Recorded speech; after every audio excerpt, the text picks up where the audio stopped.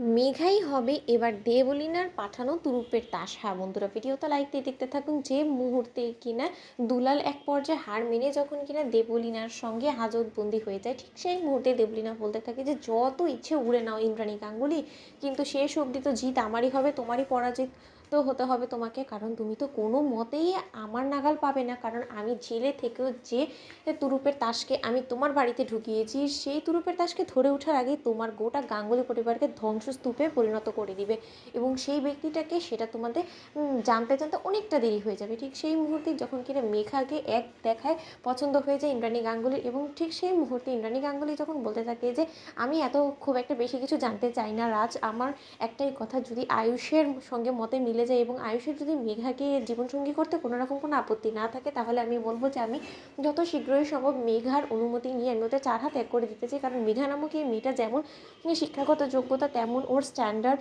ওর চলাফেরা, সে সমস্ত কিছু একদম আমাদের সঙ্গে খাপ খেয়ে যায়। এবং তার থেকেও বড় কথা, আমার কাছে একটা জিনিস খুব ভালো লেগেছে, যে ও খুব আন্তরিক এবং আমাদের পরিবারের সঙ্গে খুব তাড়াতাড়ি ও মিশে গিয়েছে, ঘুরে গিয়েছে, এবং আমাদের পরিবারের খেয়াল রাখার জন্য এরকমই একটা যোগ্য পুত্রবধূই কিন্তু আমরা খোঁজ করছিলাম। এবং ঈশ্বর যে এত তাড়াতাড়ি আমাদের বাড়িতে এরকম একজন লক্ষ্মীকে পাঠিয়ে দিবে, সেটা আমি কোনোদিনও কল্পনাও করতে পারিনি। ঠিক সেই মুহূর্তে রাজশেখর গাঙ্গুলি যখন বলতে থাকে, কিন্তু তা সত্ত্বেও ইন্দ্রাণী, একজন মানুষকে তুমি কিন্তু খুব একটা বেশি দিন ধরে এই মেঘাকে চেনো না, তাই আগেও কিন্তু তুমি অনেকবার মানুষের উপরে তাড়াহুড়ো করে বিশ্বাস ভরসা করে কিন্তু অনেক বড় বিপদের মুখে পড়েছো। তাই আমি বলবো যে মেঘাকে নিয়ে কোনো রকম কোনো তাড়াহুড়া করো না। কারণ তুমি ভুলে যেও না যে দেবলীনাকে কিন্তু ঈশানের জীবনে ঢুকিয়ে তুমি কত বড় একটা ঝুঁকিতে আমাদের গোটা পরিবারকে ফেলে দিয়েছিলে, এবং তার পরবর্তী পরিণামটা কী হয়েছে সেটা তো তুমি জানো। তখন তো নিহাতি আমাদের কুসুমের চালাকির খাতিরে এবং আয়ুষের দক্ষতার খাতিরে আমাদের ঈশানের জীবনটা বেঁচে গিয়েছে, কিন্তু সবসময়টা তো এরকম হবে না। ঠিক সেই মুহূর্তে ইন্দ্রাণী গাঙ্গুলি যখন বলতে থাকে যে কেন রাজ, তোমার কি মনে হচ্ছে যে এই মেঘার সঙ্গে ওই দেবলীনার কোনো রকম কোনো যোগাযোগ আছে, মানে